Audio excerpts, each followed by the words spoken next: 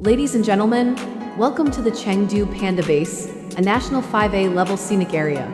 You might think it's a zoo. No, this is the workplace of the world's biggest celebrities. What unfolds here every day is a group of black and white employees who, by eating bamboo, lounging around, and rolling on the ground, draw tens of thousands of visitors willing to queue for 2 hours just to see them. In the Moonlight Nursery, newborn panda cubs lie snug in incubators, pink and tiny, like little glutinous rice balls that breathe. Outside the Sunshine Nursery, half-grown cubs tumble and play on wooden platforms, more entertaining than any variety show.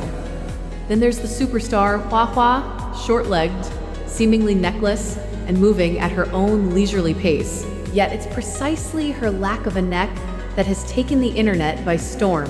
Fans line up just to watch her take one slow, deliberate bite of bamboo.